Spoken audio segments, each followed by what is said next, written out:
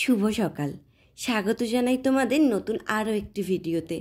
আজ আমি তোমাদের সাথে শেয়ার করব আমার ছেলে সারাটা দিন কিভাবে কাটে।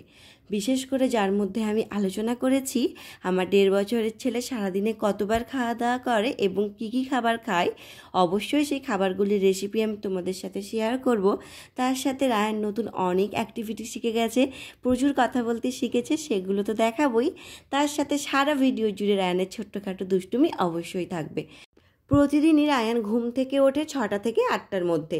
ঘুম থেকে ওঠার পর আমি ওকে দুধ দিই, তবে এই 2-3 সপ্তাহ হলো ও আর দুধ খেতে চাইছে না, যার জন্য আমি বানিয়েছিলাম ছাতুর বিস্কিট সম্পূর্ণ হেলদিভাবে। যেটা রেসিপি লাগলে আমাকে একটা কমেন্ট করে বলো, আমি অবশ্যই দেব। তো ও এখানে বসে বসে বিস্কিট খাচ্ছে। আর সকালে আমি ওকে এখন একটা করে কলা দিই, নইলে বিস্কিট দিই, না হলে মাখানাকে দুধ দিয়ে ভিজিয়ে নরম করে সেটা দিই, ঠিক আছে।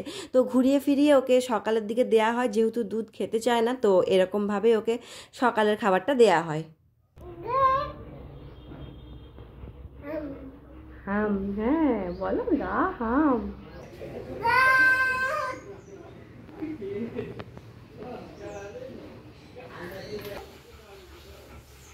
কে বুটু খাবে? গা তুমি খাবে না? থাম খাবে। বাবু বিরিয়ানি খাবি? মুখ থেকে বের করে বল, বিরিয়ানি খাবি?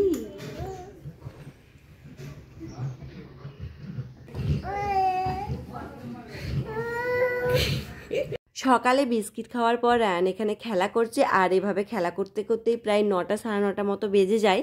আর তারপর আমি ওকে সকালের খাবারটা দিই। আজকের ব্রেকফাস্টে চিড়ে আর সুজি দিয়ে একদম অয়েল ফ্রি এই চিলাটা বানিয়েছিলাম, যেটা খেতে তো দারুণ ছিল। সত্যি কথা বলতে এই গরমে আমি চেষ্টা করছি রায়ানকে যাতে আমি এক ফোঁটাও অয়েল বা ঘি কিছু না দিয়ে অন্তত সকালের খাবারটা দিই, তো সেই জন্যই বানিয়েছিলাম। রেসিপিটা কিন্তু খুবই সুন্দর, রায়ানও খেয়েছে, তার সাথে আমার বাড়ির অনেকেই খেয়েছে। তো চলো রেসিপিটা তোমাদের সাথে শেয়ার করি। ফার্স্টেই আমি এখানে 100 গ্রাম টক দই নিয়েছি। টক দইটাকে দিয়ে খুব ভালোভাবে ফেটিয়ে নিতে হবে। আর এই রেসিপিটার ক্ষেত্রে টক দইটাই মেন ইনগ্রিডিয়েন্টস, টক দই ছাড়া কিন্তু এই রেসিপিটা হবে না। তো প্রথমে টক দইটাকে ফেটিয়ে নিই, এরপর এর মধ্যে আমি 1 কাপ মতো সুজি দিয়ে খুব ভালোভাবে মিশিয়ে নিচ্ছি। আর এখানে আমি 1 বাটি পরিমাণ চিড়ে নিয়েছি। চিড়ে এবং সুজির মাপটা মোটামুটি একই থাকবে। আর চিড়েটা আমি এখানে ধুয়ে তারপর ইউজ করছি। তো এরপর আমি এখানে কিছুটা পরিমাণ জল দিচ্ছি। জলের কোনো মাপ নেই, মানে তোমরা একটা দিয়ে দেবে মোটামুটি। আর তারপর এটাকে না মিক্সিতে খুব ভালোভাবে ব্লেন্ড করে নিতে হবে। আর এটা যে এতটা গাঢ় আছে, তোমরা এটা চাইলে একটু পাতলাও করতে পারো, তবে খুব বেশি একটা পাতলা করবে না। দেন এর মধ্যে নুন আর গোলমরিচ গুঁড়ো দিয়েছি। তোমরা কিন্তু এর মধ্যে কোনো সবজিও গ্রেট করে দিতে পারো। এরপর একটা ননস্টিকের তাওয়া বসিয়ে খুব ভালোভাবে গরম করে নেব। এরপর এর মধ্যে 1 হাতা ব্যাটারটা দিয়ে দেব।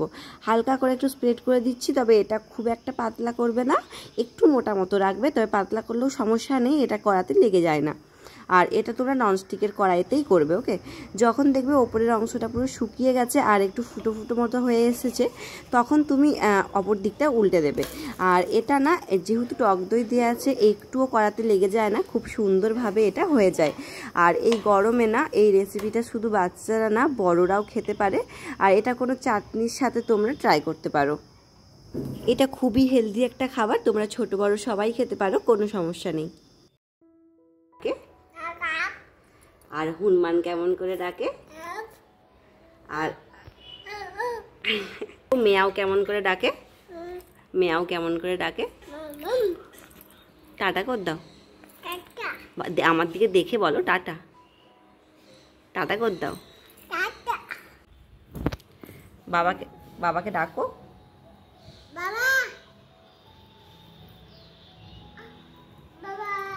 আচ্ছা থাক, বাবা এক্ষুনি আসবে, তুমি চুপ করে বসো। ট্যাট।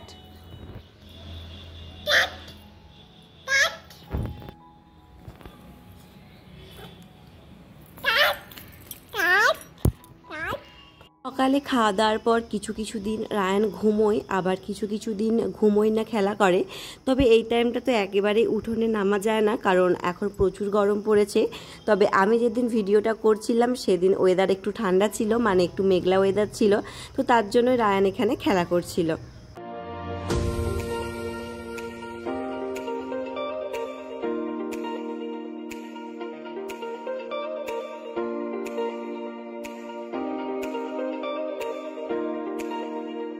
সকালে ব্রেকফাস্টের পর রায়ানকে 11টার সময় করে কিছু একটা খেতে দেওয়া হয়।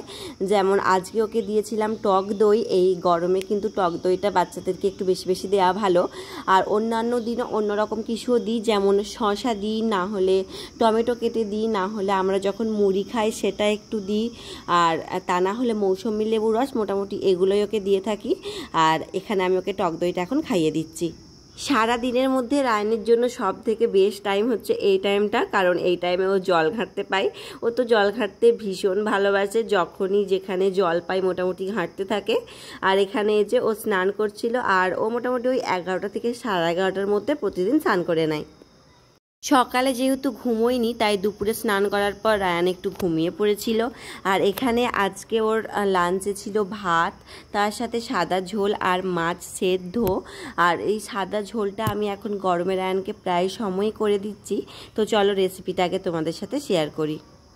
ফার্স্টেই তোমাদের বাড়িতে মোটামুটি যেসব সবজি আছে পছন্দ মতো সবজি নিয়ে নেবে। আমি এখানে নিয়েছি পেঁপে আর বিট, আলু, বিনস আর টমেটো, আর তার সাথে এখানে আমি নিয়েছি কুলেখাড়া শাক। তো তোমরা এখানে শাক দিতেও পারো, নাও দিতে পারো। আমি জাস্ট একসাথে ওকে দিয়ে দেবো শাক, তার জন্য আমি এখানে শাকও নিয়েছি। এই রান্নাটা করার জন্য এক ফোঁটাও তেল বা ঘি কোনো কিছুরই প্রয়োজন নেই। প্রথমে সমস্ত সবজিগুলোকে কুকারের মধ্যে আমি দিয়ে দিচ্ছি। তোমরা চাইলে এটাকে কড়াতেও করতে পারো। শুকনো খোলাতে এটাকে হালকা একটু নেড়ে চেড়ে নিতে হবে। এরপর আমি এর মধ্যে দিচ্ছি পরিমাণ মতো জল, আর তারপর বেশ কিছু মশলা দেবো, যেমন নুন, হলুদ, তার সাথে অল্প একটু ধনের গুঁড়ো আর অল্প একটু গোলমরিচ গুঁড়ো। আর এর মধ্যে তোমরা জিরের গুঁড়ো দিতে পারো, বাট আজকে আমি ফ্লেভারে জিরের গুঁড়ো রাখতে চাইছি না, তার জন্য দিলাম না। ভালো করে একটু নেড়ে চেড়ে নেব। এরপর শাকগুলো আমি এর মধ্যে দিয়ে দিচ্ছি, দিয়ে একটু ভালো করে মিশিয়ে নিচ্ছি। এরপর সবজিগুলোকে সিজিয়ে দিয়ে দিতে হবে, তারপরে একটু চামচে করে ম্যাশ করে দিলেই কিন্তু ঝোলটা রেডি হয়ে যায়। তো এখানে মোটামুটি রায়ান 12:30 থেকে 1টার মধ্যেই লাঞ্চ করে নেয়। আর আজকে ওর ঠাম্মা ওকে খাইয়ে দিচ্ছে, কারণ আমি ওর ভিডিওটা করছি, একা একা ভিডিও করতে তো এখন একদমই দেয় না। কিন্তু এখানে আমার ছেলের একটা প্লাস পয়েন্ট আছে, যে ও খাওয়ার সময় একেবারেই বিরক্ত করে না। ও খাবার দাবার খেতে ভীষণ ভালোবাসে, যেটা দিই সোনামুখ করে সব খাবারটা খুব ভালো করে খেয়ে নেয়। খাওয়া দাওয়া কমপ্লিট করে নিই, তারপর আবার তোমাদের সাথে দেখা হচ্ছে। কই হাতি সুর দিয়ে গা গা করে, হাতি কই? Very good.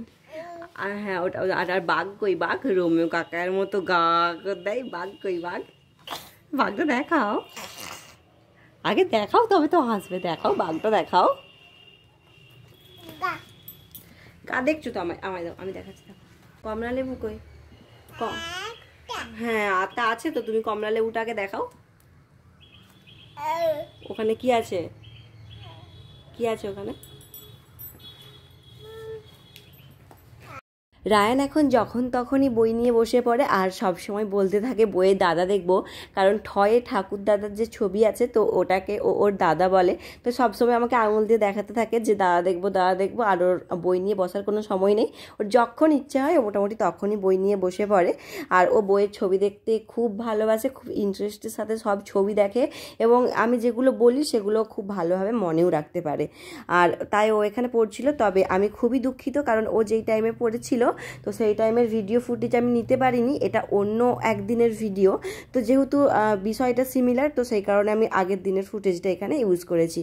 আর ও আজকে যেহেতু স্নান করার পর ঘুমিয়ে পড়েছিল, তাই দুপুরবেলা কিন্তু ও আজকে আর ঘুমোবে না। সারা দুপুর সবাইকে ডিস্টার্ব করবে, মানে মোটামুটি ও সে আবার সন্ধেবেলার দিকে একদম খেয়ে দিয়ে তারপরে ঘুমোবে। তো এইভাবেই এখন সারাটা দুপুর আমাদের চলতে থাকবে।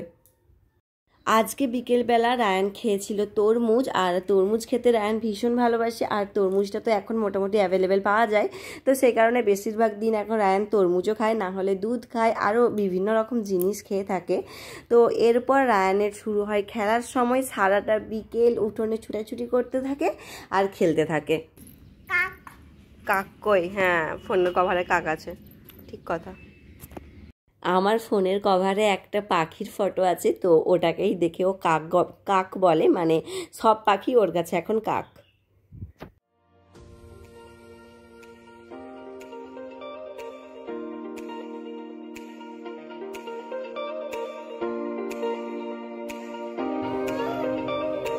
মেরে দাও ওকে, মেরে দাও ওকে, মেরে দাও। হ্যাঁ মেরে দিয়ে তুমি চলে এসো।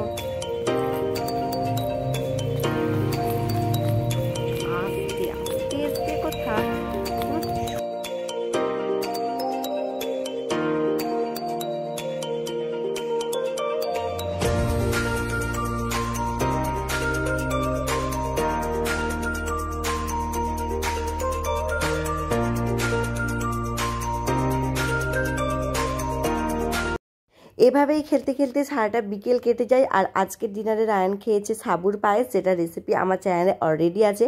আমি এই ভিডিও লাস্টে দিয়ে দিচ্ছি অথবা আই বাটনে দিয়ে দেবো, তোমরা দেখে নিতে পারো সাবুর রেসিপিটা। এই গরমে একটু সাবু দিলে পেট ঠান্ডা করে বাচ্চাদের। আজ এইটুকুই, আবারও নেক্সট কোনো ভিডিওতে দেখা হবে। Bye bye and take care.